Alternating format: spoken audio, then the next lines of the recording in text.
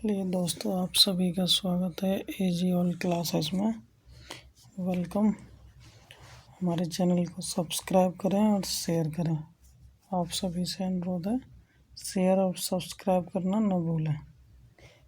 हम आपको आज पढ़ाएंगे भारत की नदियों से संबंधित महत्वपूर्ण प्रश्न, जिसकी एक क्लास पहले हो चुकी है, अभी दूसरी क्लास होगी। चलिए शुरू करते हैं क्लास को आगे। निम्न में से कौन सी नदी मध्य से निकलती है? मध्य प्रदेश से निकलती है और खंबात की खाड़ी में गिरती है। कौन सी नदी निकलती है? वो है माही नदी। इसका ऑप्शन सी सही हो जाएगा। भागीरथी नदी निकलती है। जो भागीरथी नदी है वो कहाँ से निकलती है? इसका बी ऑप्शन सही हो जाएगा, गौमुख से निकलती है। और ये 2012 में पूछा गया सवाल था। गंगा और ब्रह्मपुत्र की संयुक्त जलधारा किस नाम से जानी जाती है? गंगा और ब्रह्मपुत्र की संयुक्त जलधारा किस नाम से जानी जाती है? सी ऑप्शन मेघना के नाम से जानी जाती है। एसएससी 2017 में पूछा गया था। निम्नलिखित में से कौन सी नदी चंबल में नहीं मिलती? इनमें से कौन सी नदी नहीं मिलती है चंबल में? तो वो बेतवा नदी है जो चंबल में नहीं मिलती है। इसका सी ऑप्शन सही हो जाएगा।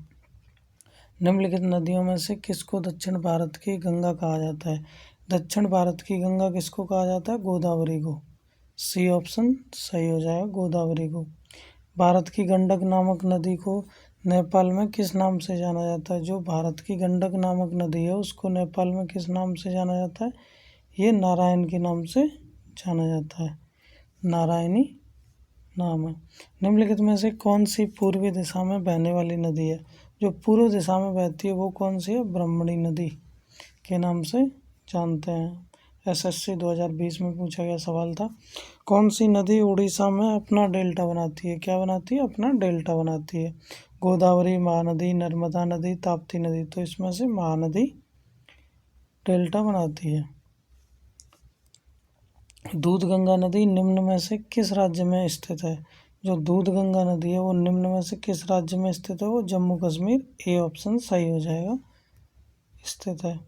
अंतस्थलीय अपवाहन नदी का उदाहरण है। जो अंतस्थलीय अपवाहन नदी है उसका उदाहरण क्या है? बी, घग्गर।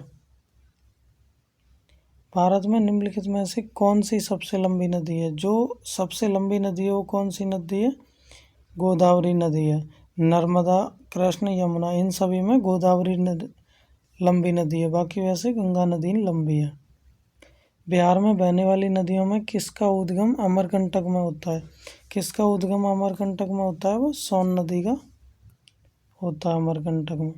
भारत में सबसे ऊंची ज्वार भित्ति वाली नदी कौन सी है? ज्वार भित्ति वाली नदी कौन सी है? वो है सी, हुगली। ऑप्शन सही हो जाएगा। इसमें ज्वार भित्ति वाली नदी है तो ऑप्शन सी सही हो जाएगा। ये एनडीए 2011 में पूछा गया सवाल था। बेतवा नदी मिलती है। बेतवा नदी जो है कहाँ पर मिलती है? वो मिलती है यमुना में। बेतवा नदी यमुना में आकर मिलती है। ऑप्शन बी सही है। निम्नलिखित नदियों में कौन अपने मार्ग में परिवर्तन करने के लिए कुख्यात है? कौन सी नदी कुख्यात है? वो है बी, कोसी नदी। बहुत ही ज़्यादा परिवर्तन करती है इसलिए उसको कुख्यात है। भारत में सबसे बड़ा नदी मुख किस नदी के मुख पर है? नदी मुख किस नदी के मुख पर है? वो है हुगली नदी के मुख पर। इसमें डी ऑप्शन सही हो जाएगा। निम्नलिखित में से किस नदी का उद्गम मध्य प्रदेश से होता है? किस नदी का उद्गम मध्य प्रदेश से होता है? तो ये होता है बी ऑप्शन सही है, महानदी का। इसमें हमारा ऑप्शन जो है बी ऑप्शन सही है। कौन सा ऑप्शन सही है? बी ऑप्शन, ताप्ती नदी सही है यहाँ पर। चलिए आगे बढ़ते हैं। निम्नलिखित में से कौन सी नदी हिमालय अपवाह तंत्र का हिस्सा है? हिमालय अपवाह तंत्र का कौन सी नदी हिस्सा है? वो है गोदावरी। ऑप्शन ए सही हो जाएगा। निम्नलिखित में कौन सी नदी अंततः अरब सागर में गिरती है? अरब सागर में कौन सी नदी गिरती है? वो नर्मदा नदी गिरती है अरब सागर में। ऑप्शन बी सही हो जाएगा।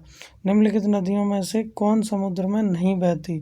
समुद्र में कौन नहीं बहती है? वो बनास। ऑप्शन सी सही है। निम्नलिखित नदियों में से किस नदी का उद्गम नेपाल में है और वह गंगा नदी में आकर मिलती है। कौन सी नदी गंगा नदी में आकर मिलती है? कोसी नदी। निम्नलिखित में से कौन सी नदी मध्य प्रदेश में अमरकंटक पहाड़ी से निकलती है? अमरकंटक पहाड़ी से कौन सी निकलती है? पेरियार, रावी, नर्मदा, गोमती। तो नर्मदा नदी, सी ऑप्शन सही हो जाएगा।